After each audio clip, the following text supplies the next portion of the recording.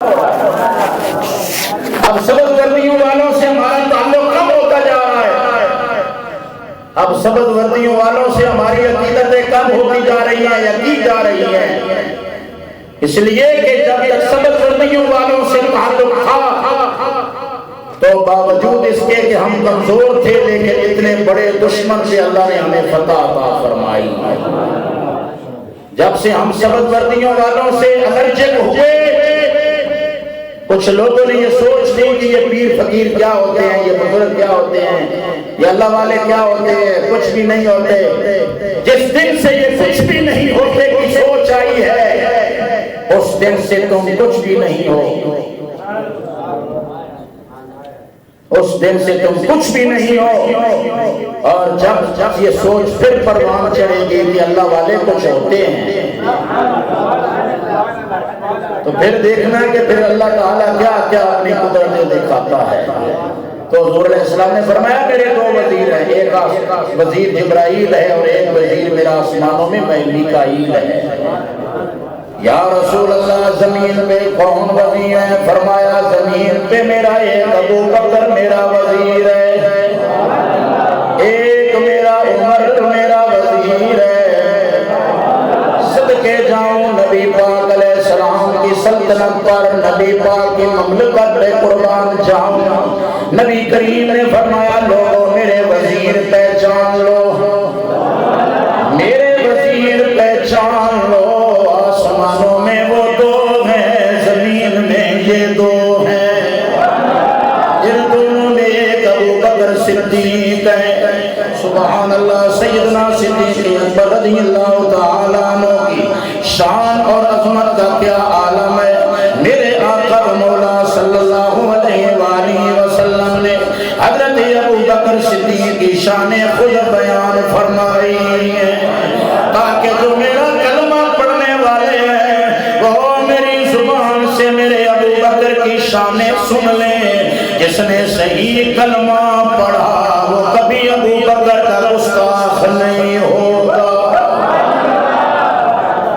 وہ کبھی ابو بکر صدیق کا گستاخ ہو سکتا۔ جس نے صحیح کلمہ پڑھا کبھی صدیق اکبر کا گستاخ نہیں ہو سکتا، اور جسے دیکھو کہ وہ صدیق اکبر کا گستاخ ہے تو سمجھ لو کہ ابھی دین اسلام کلمہ اس کے اندر اترا ہی نہیں ہے، اوپر اوپر سے کلمہ پڑھ رہا ہے، اوپر اوپر سے بس۔ جس کے اندر کلمہ اتر گیا اس کو سمجھ ہے کہ مصطفیٰ کے وزیر کی کیا شان ہوتی ہے، جیسے آج بھی حضور نے اپنے ساتھ سنا رکھا ہے۔ بس اتنا دھیان کرو، سوچو، ساری باتیں اپنی جگہ۔ آپ کے ابو کے ساتھ کوئی آگے بیٹھا ہوا تو آپ اس کو کس نظر سے دیکھتے ہو؟ آپ کے پیر صاحب کے ساتھ کوئی بیٹھا ہوا ان کا پیارا دوست ہو، آپ اس کو کس نظر سے دیکھتے ہو؟ آپ کے استاد کے ساتھ آپ کے استاد کا کوئی دوست بیٹھا ہوا کوئی بھی شخص ہو تو شاگرد کس نظر سے دیکھتے ہیں؟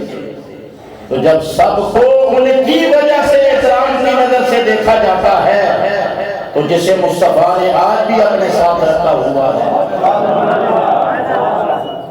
جسے آج بھی مصطفیٰ نے اپنے ساتھ رکھا ہوا ہے، جو صحیح لوگ ہوتے ہیں وہ تو جو دوست ہوتے ہیں وہ دوستوں کا ہمیشہ لحاظ کرتے ہیں اور ان کی وجہ سے ان کا احترام کیا جاتا ہے۔ میں کربلا مولا شریف میں حاضر ہوا، وہاں پہ حضور سید الشہداء امام علی مقام کی بارگاہ سے سلامی کر کے باہر نکلا تو مجھے پاکستان سے ایک شخص تھا، وہ قریب آیا، میرے چہرے مورے سے اس نے پہچان لیا۔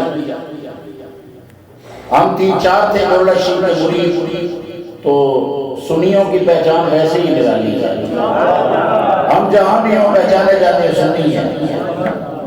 تو 3-4 تھے ہم مولا شریف کے مرید غلام، تو میں سلام کر کے باہر نکلا تو پاکستان کے ایک شخص وہاں پہ کھڑا تھا، تو یہ باولپور کے علاقے کے ہوں گے، وہ آگے بڑھ کے کہتا ہے کہ آپ کہاں سے؟ میں نے کہا جی میں تو ادھر آیا ہوں سلام کے لیے، تب میں بھی پاکستان سے ہوں۔ میں نے کہا چلو شکر ہے ملاقات ہو گئی آپ سے، کہنے لگے آؤ میں آپ کو سلامی کراتا ہوں۔ جو ہی ہم آگے بڑھے تو کہتے ہیں یہ حبیب بن مظاہر کی ہری مبارک ہے۔ اس پہ سلام کرو۔ میں نے کہا ہم تو قربان ہیں ان کے ناموں پہ۔ میں آگے بڑھا اور حضرت حبیب المنائب کی ذریعے پہ سلام کیا، بارگاہ میں سلام پیش کیا تو کہنے لگے یہ وہ ہیں جنہوں نے کربلا میں امام حسین کا ساتھ دیا، اور لجپالی یہ دیکھیں لجپالوں کی لجپالی کہ جس نے آخری عمر میں بڑھاپے میں بھی ساتھ دیا اس کو اپنے ساتھ ہی رکھا ہوا ہے۔ میں نے کہا اس کا مطلب میں نے پہچان لیا تھا ان کو بھی، انہوں نے مجھے پہچان لیا تھا، میں نے ان کو پہچان لیا۔ تو میں نے کہا محترم بات میں سمجھ گیا ہوں، مجھے صرف اتنا بتائیں آپ کے اس جملے سے مجھے تحریت پہنچی ہے، اس کا مطلب ہے ساتھ وہی رکھا جاتا ہے جو آخری سانسوں تک وفا کرنے والا ہو۔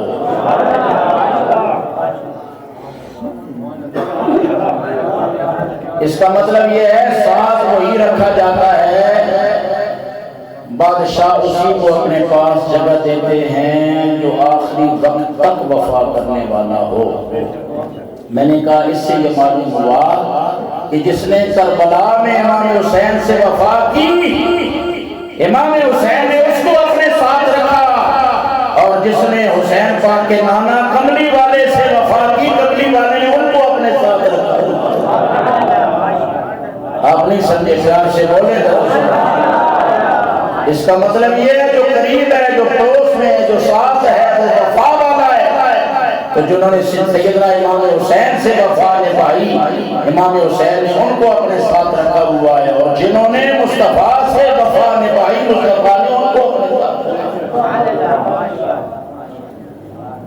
اس لیے اللہ نصیر ذلت بولے مسلم ہے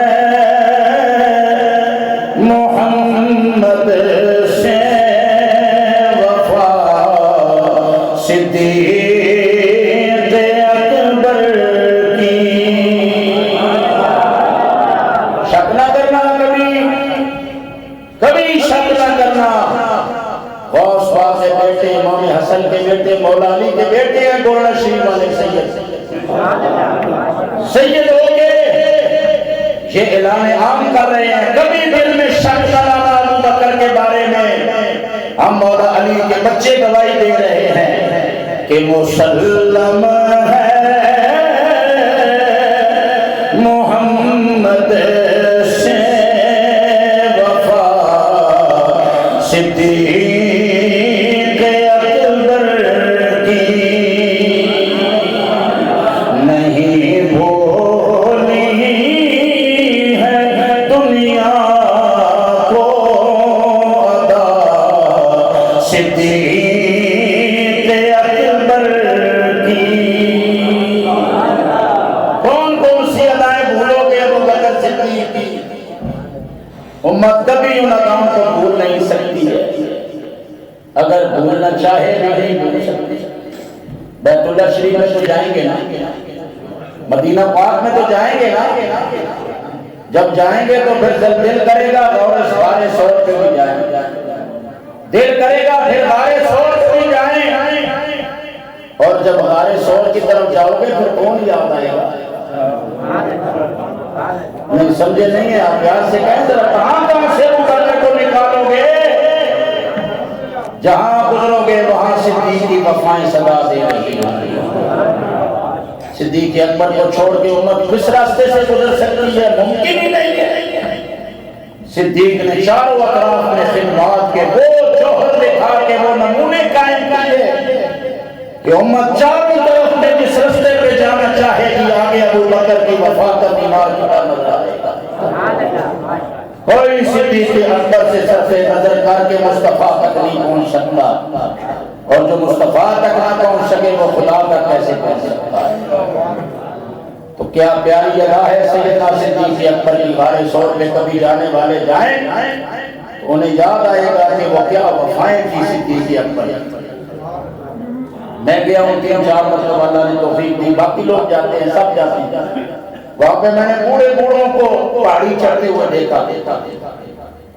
فجر کی نماز کے ساتھ ہی ہم نکل پڑتے تھے کہ سورج نکلنے سے پہلے جائیں، وہاں پہ جو رہنے والے تھے وہ کہتے تھے ذرا ٹائم پہ نکلنا صبح سویرے سویرے، بعد میں دھوپ چڑھ جائے گی پھر پہاڑی پہ جاتے ہوئے دقت آئے گی، پریشان ہوگی، تو پہلے پہل فجر کی نماز پہ ٹائم پہ ٹھنڈے ٹائم پہ ہم پہاڑی پہ چڑھنے کا ارادہ لے کے نکلتے اور غار ثور تک پہنچتے، لیکن اللہ گواہ ہے اچھی صحت ہونے کے باوجود بھی جوانوں کو ہم نے راستے میں 4 5 مرتبہ بیٹھتے ہوئے دیکھا،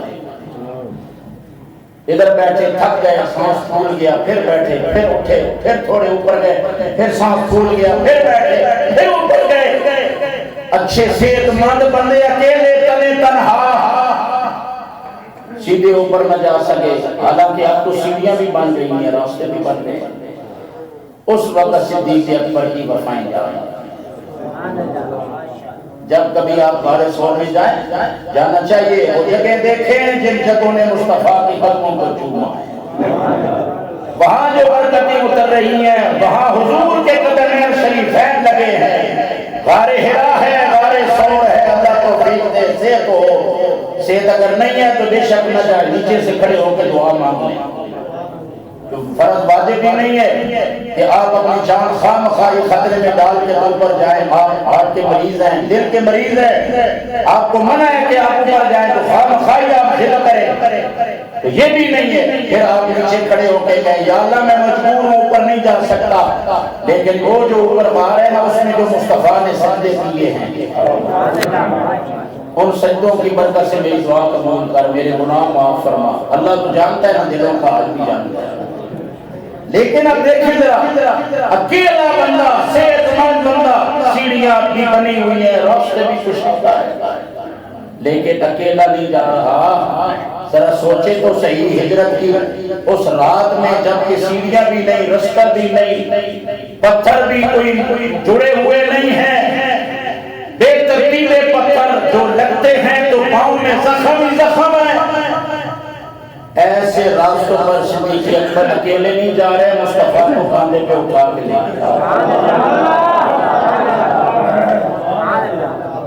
کیا امت بھول جائے گی صدیق اکبر جی کو؟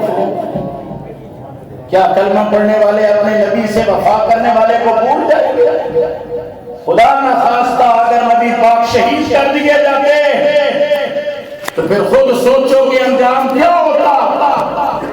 بچانے والا تو اللہ ہے، لیکن اللہ نے جو اسباب بنائے ہیں ہجرت کی رات میں، ان میں فرمایا پیارے بچاؤں گا میں، لیکن ساتھ نہیں نبھائے گا ابو بکر،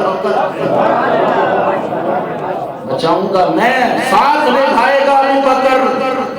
تو جسے خطرے کے وقت میں اللہ نے مصطفیٰ کے لیے پسند کیا ہے،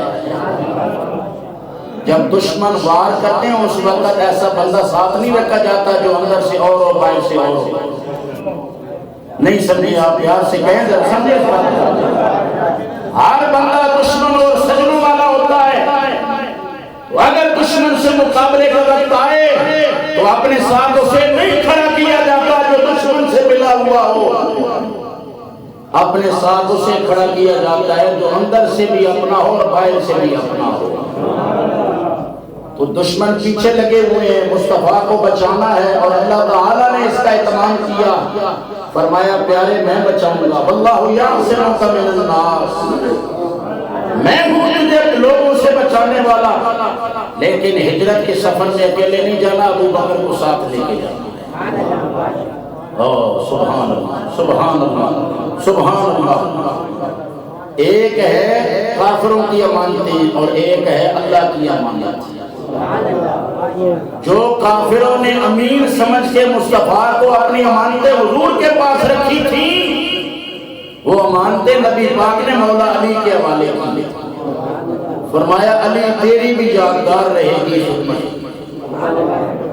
کہتے ہیں جب شب ہجرت سرکار چلے گئے تو غیر کافر سارے کے سارے تلواریں لے کے حضور کے جلوگاہ پر اکٹھے ہوئے کہ یہاں پر حضور ہے، حملہ کر کے ان کو شہید کیا جائے۔ اللہ نے فرمایا پیارے نکل جاؤ اور اپنے بستر پہ علی کو سلا جاؤ۔ سبحان اللہ، پیار سے کہو ذرا سبحان اللہ۔ اب جب نکلے ظاہر بات ہے کسی کو تو نظر نہیں آئے، حضور کافروں کے اندر سے گزر کے چلے گئے، لیکن کوئی کافر حضور کو دیکھ نہ سکا. باہر سارے کھڑے اور حضور دروازہ کھولتے ہیں، باہر نکلتے ہیں، دشمنوں کے درمیان میں سے حضور گزر جاتے ہیں. پتہ ہی نہیں ہے گزر بھی گئے ہیں. وہ اپنے تئیں یہ سمجھ رہے تھے ابھی سوئے ہوئے ہیں. تو جب گزر گئے سرکار، اور اس کے بعد وہ تھوڑی دیر کے بعد جب انہوں نے محسوس کیا تو حملہ آور ہوئے، اور جا کے جو ہی چادر ہٹائی تو بستر نبی کا جب چادر ہٹائی تو چہرہ علی کا. حیران پریشان ہو گئے، یہ کیا ہوا؟ ہم تو آئے تھے نبی کے لیے. تو اس کا مطلب ہے وہ میرے جو حضرت نے فرمایا کہ حب نبی ہے میرے علی، میرے علی ہے حب نبی، حب نبی ہے میرے علی، میرے علی ہے حب نبی. لہموں کا لہمی جسموں کا جسمی، اے فرق نہیں مابین پیا. اے علی تیرا گوشت میرا گوشت ہے، تیرا خون میرا خون ہے. تو فرمایا اے علی تیری جان میری جان ہے. فرمایا علی تو میری جان ہے. جسے حضور نے اپنی جان فرمایا، اس جان کو اپنے بستر پہ لٹایا. چہرہ علی کا دیکھا تو ہکے پکے رہ گئے. پریشانی کا عالم ہے. شیر خدا بھی ہے. تو کسی نے بعد میں پوچھا مولا علی کبھی میٹھی نیند سوئے ہیں آپ زندگی میں کبھی؟ مولا نے فرمایا ہاں سویا ہوا. کب؟ کہا ہجرت کی رات. سبحان اللہ سبحان اللہ. بولے نہیں ہے بولے ہاں. کہا ہجرت کی رات. کہنے لگے ہجرت کی رات. فرمایا ہاں میٹھی نیند سویا ہوا ہجرت کی رات.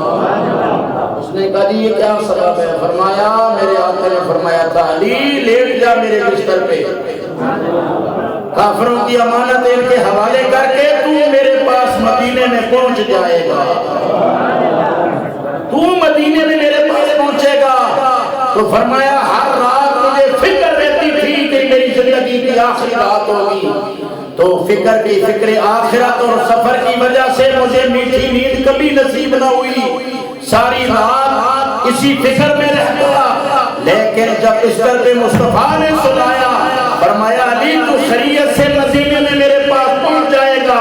تو میں میٹھی نیند سویا ہوں، سب کچھ ہو سکتا ہے، علی کو مدینے میں پہنچنے سے پہلے موت نہیں آ سکتی. کہہ دو ذرا سبحان اللہ. یہ ہے نبی کی بات پر اعتماد، یہ ہے نبی کے ارشاد پر ایمان. کافر کھڑے ہیں، مولا علی آرام کی نیند سوئے ہیں، کوئی چنتا فکر نہیں ہے. مصطفیٰ نے فرما دیا خیریت سے پہنچے گا تمہیں. تو اس لیے حضرات گرامی جو کافروں کی امانتیں تھی مولا علی کے حوالے ہوئی، اور جو اللہ کی امانت مصطفیٰ کے وجود کی صورت میں تھی وہ صدیق اکبر کے حوالے. دونوں نے امانتیں پہنچانے کا حق ادا کیا.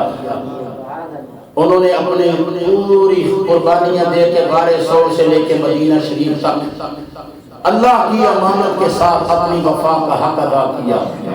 مولا علی نے کافروں کی امانتیں ان کے حوالے کر کے مصطفیٰ کے پاس پہنچنے کا اور مصطفیٰ کے لیے سب کچھ قربان کرنے کا حق ادا کیا ہے.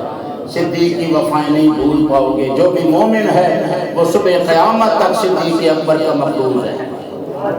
جو بھی مومن ہوگا قیامت تک وہ صدیق اکبر کے احسانوں کا مقبول ہے. اور جس بدنصیب کے سینے میں دل میں ذرا سا بھی صدیق اکبر کے دل میں بارے میں کھوٹ آئے گا وہ کبھی رسول اللہ صلی اللہ علیہ وسلم کی بارگاہ کو قرب نہیں پا سکتا. اگر قرب مصطفیٰ پانا ہے تو صدیق کے لیے اپنے سینے کو پیار سے سجا لو. جب صدیق اکبر دل میں آ جائیں گے تو یقیناً اس دل میں مصطفیٰ آئیں گے جس میں صدیق پہلے پہنچے. غار میں صدیق اکبر پہلے گئے، مصطفیٰ بعد میں تشریف لے گئے. تو یہ بھی بتلا دیا کہ غار میں میرا ابو بکر پہلے جا رہا ہے. سارے گند بلا نکالنے کے لیے، گند بلا نکالنے کے لیے ابو بکر پہلے گئے غار میں، موسی چیزیں نکالنے کے لیے جو نقصان دینے والی ہیں۔ تو غار میں جو نقصان دینے والی تھیں ان کو نکالنے کے لیے ابو بکر پہلے گئے۔ اسی طرح تیرا دل بھی ایک غار کی طرح ہے، اس میں بھی پتہ نہیں کتنے مار بیٹھے ہیں، اس میں بھی پتہ نہیں کتنے سانپ ہیں، پتہ نہیں کتنے بچھو ہیں، پتہ نہیں کتنا گند بلا ہے۔ اگر چاہتا ہے تیرے دل میں نبی آئے تو جیسے ابو بکر اس غار میں پہلے گئے اور پھر مصطفیٰ آئے، تو جب تیرے دل میں ابو بکر آئیں گے تیرے دل والا غار صاف ہوگا تو مصطفیٰ بھی تشریف لے آئے۔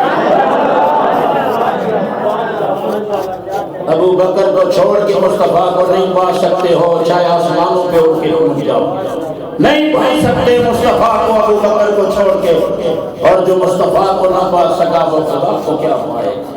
اس لیے ان راستوں کے مسافر بنو، ادب کرو، احترام کرو ان ہستیوں کا۔ صدیق اکبر کا ادب جو خوش نصیب کرتا ہے اسے حضور خوش ہوتی ہے، سرکار خوش ہوتے ہیں، حضور کے وزیر ہیں، حضور کے پیارے ہیں، حضور کے ساتھ ہی آرام کر رہے ہیں۔